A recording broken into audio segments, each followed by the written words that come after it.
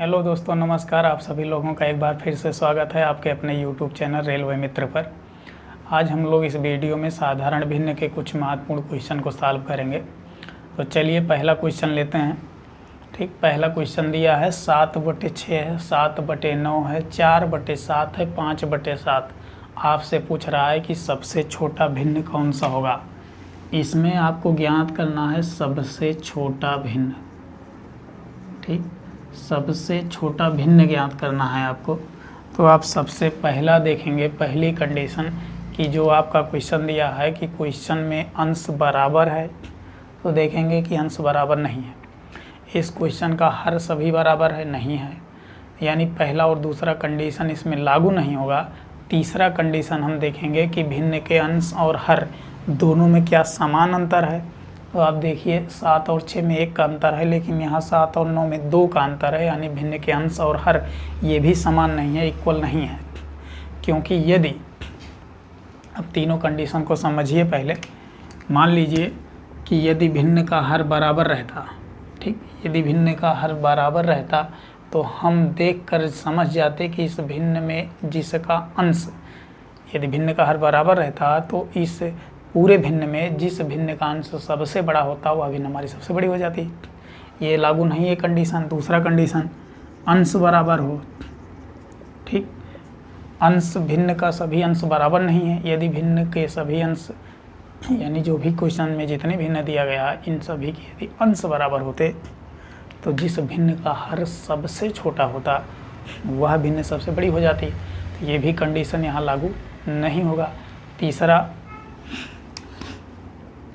तीसरा कंडीशन था कि भिन्न का अंश और हर दोनों में समान अंतर हो, यानी अंश और हर दोनों में भिन्न के अंश और हर का अंतर कह लें, ठीक, समान हो। भिन्न के अंश और हर का अंतर समान हो।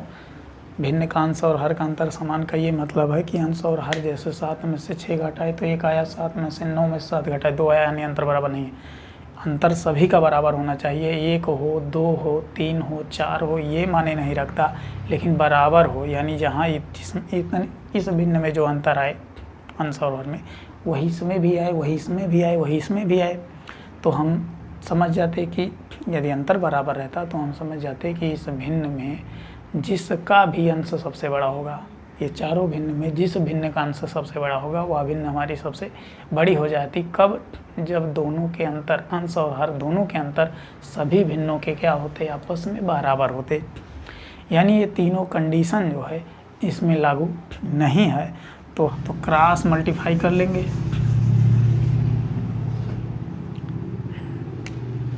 देखिए ऐसे गुणा कराएंगे, 9 7 63 हो जाएगा और 6 7 हो जाएगा 42।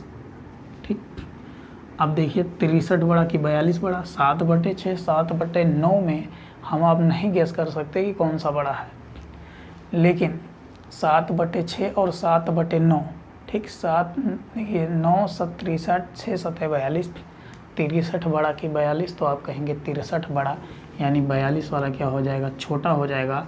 और बड़े वाले को हमें काट देना है। क्यों छोड़ देना है? क्योंकि हमें सबसे छोटा भिन्न निकालना है। ठीक, अब क्या करेंगे, 7/9 को 4/5 से क्रॉस मल्टीप्लाई करेंगे।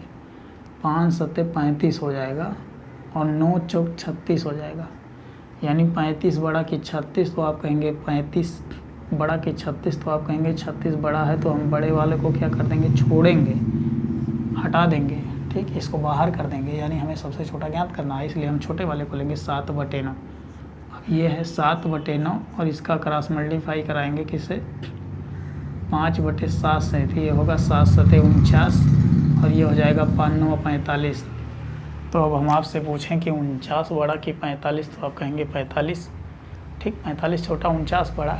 हमें छोटा वाला लेना है, इसलिए हम क्या करेंगे कि बड़े वाले को छोड़ देंगे और छोटे वाले को ले लेंगे 5/7, यानी सबसे जो छोटा भिन्न है ये आ जाएगा 5/7। ठीक, तो इसका यही हो जाएगा क्या आंसर, 5/7। देखिए दूसरा क्वेश्चन आपसे कह रहा है, ठीक, इसमें सबसे छोटा भिन्न इसमें भी पूछा जा रहा है आपसे, सबसे छोटा भिन्न बताइए। ठीक है, सबसे छोटा भिन्न बताना है। ठीक, देखिए क्वेश्चन में दूसरा सबसे बड़ा क्या पूछ लेगा आपसे, दूसरा सबसे छोटा, तो जो सबसे छोटा होगा उसके बाद वाला आपको बताना होगा।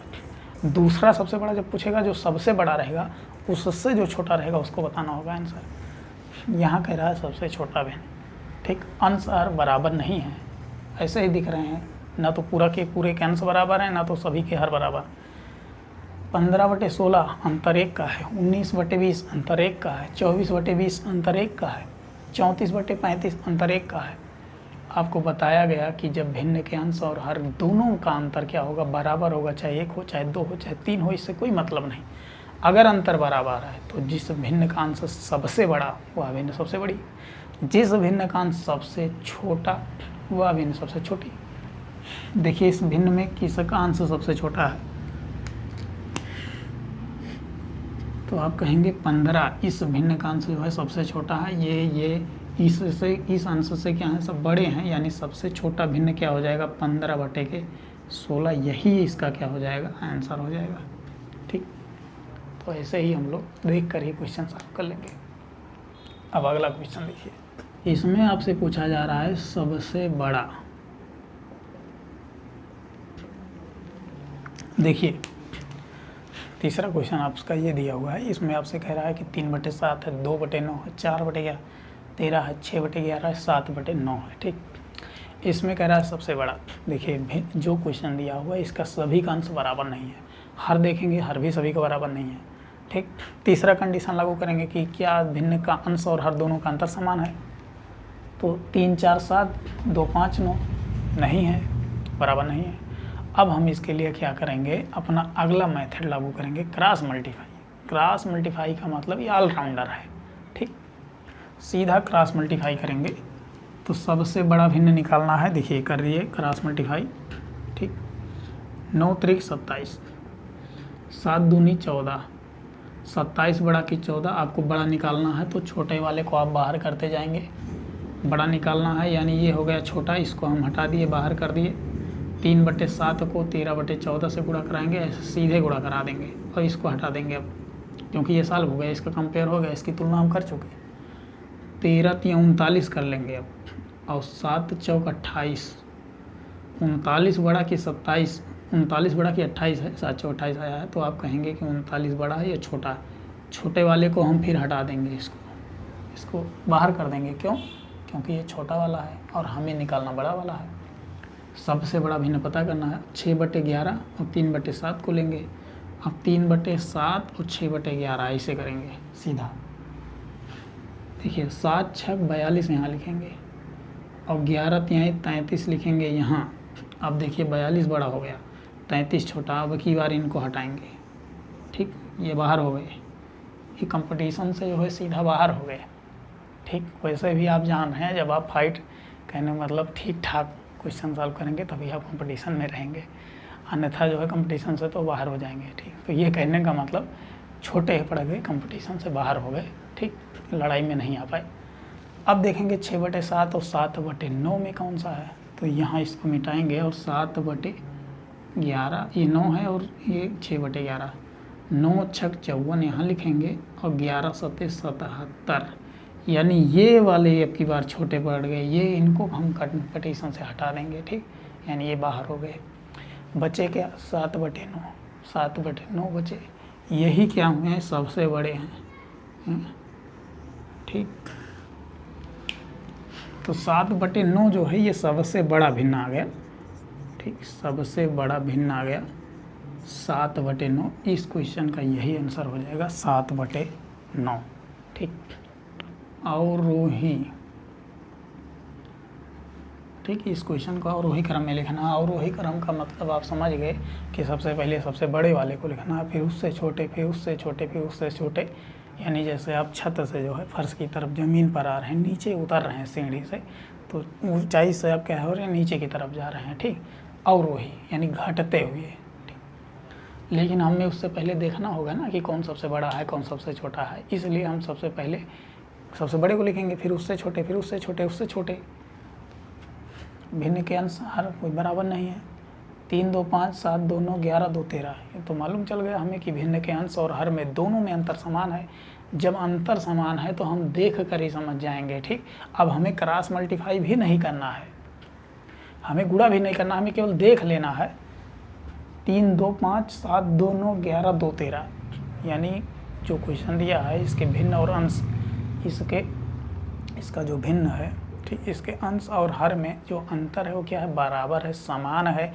चाहे अंतर 1 का हो, 2 का हो, 3 का हो, 4 का हो, ये इससे हमें नहीं मतलब है। अंतर क्या होना चाहिए, बराबर होना चाहिए। यदि अंतर बराबर है तो इस भिन्न में, इस पूरे भिन्न में जिस भिन्न का अंश सबसे बड़ा वह भिन्न सबसे बड़ी, जिस भिन्न का अंश सबसे छोटा वह भिन्न सबसे छोटी।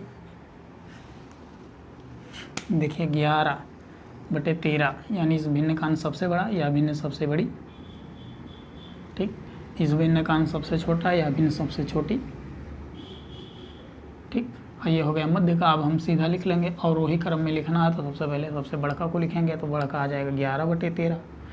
बड़े की तरफ मुँह खुला रहता है। इसके बाद है क्या, 7/9। क्यों, क्योंकि 3/5 जो है सबसे छोटी है, ये छोटी नहीं बल्कि सबसे छोटी है। फिर इसके बाद ऐसे मुँह इसका बनाएंगे, इधर की तरफ खुला रहेगा क्योंकि ये बड़ा है। इससे छोटा क्या आ जाएगा, 3/5। यही इसका क्या हो जाएगा, और वही क्रम, यही इसका क्या हो जाएगा, और वही क्रम, यही इसका आंसर हो जाएगा।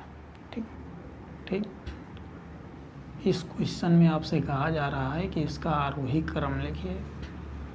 ठीक, देख लीजिए, 1 3 में अंतर 2 का है, 4 3 में अंतर 3 का है, 4 7 में, 2 3 5 में 3 का है। यानी कहने का मतलब है कि इसमें जो है हमें क्रॉस मल्टीप्लाई करना होगा। क्यों, क्योंकि ना तो इस क्वेश्चन में सभी भिन्न के अंश ना बराबर है, ना तो हर बराबर है, ना भिन्न के अंश और हर में अंतर समान है। तो हम अब इतना तीनों कंडीशन जब फॉलो नहीं होगा तो हम क्या कर देंगे, अपना ऑलराउंडर वाला कंडीशन लगाएंगे सीधा। वो क्या है, क्रॉस मल्टीप्लाई कर दिए। 7 1 कम 7, 4 3 12, 12 बड़ा कि 7, तो आप कहेंगे 12 बड़ा। सबसे बड़ा निकालना है आरोही। ठीक, अब इसमें किसी को भी निकालें, सबसे छोटा सबसे बड़ा, क्योंकि हमें लिखना आरोही में। ठीक, आरोही में लिखने का मतलब पहले सबसे छोटा, फिर उससे बड़ा, फिर उससे बड़ा। ठीक, तो किसी को भी निकालें, इससे कोई दिक्कत नहीं, किसी एक को हटाएं। अगर हम बड़े वाले को लेंगे निकालेंगे तो हम छोटे वाले को हमें हटाना होगा, इसको बाहर करना होगा। बाहर हो गया ये। अब 4/7 में क्रॉस मल्टीप्लाई कर लेंगे 2/5 से, 5 चौक 20 हो जाएगा, और ये 7 दूनी हो जाएगा 14, यानी ये वाला बाहर हो जाएगा, छोटा है इसलिए। 4/7 सबसे बड़ा है। ठीक, आरोही में लिखना है तो सबसे बड़ा सबसे बाद में लिखा जाएगा। ठीक, तो 4/7 यहाँ लिख देंगे, ये है क्या, सबसे बड़ा। अब देखेंगे फिर से, इसको तुलना करा लेंगे, यहाँ 7/3 है। ठीक, यहाँ पर है 7/3। ठीक, तो ये 7 7 7/3 नहीं भाई, क्वेश्चन में 1/3 है। ठीक, 1/3 है। ठीक, देखिए 7 1 कम 7 हो जाएगा, 4 3 12 हो जाएगा। ठीक, अब इसका तुलना इससे कर लेंगे, यानी 1/3 को क्रॉस मल्टीप्लाई करा देंगे 5/2 से, तो 5 1 कम 5 और 3 दूनी 6। इन दोनों में देख लेंगे कौन बड़ा है ना। हमें सबसे बड़ा तो मालूम चल गया, सबसे बाद में लिखा जाएगा आरोही क्रम में। और 1/3 2/5 में कौन बड़ा है कौन छोटा है।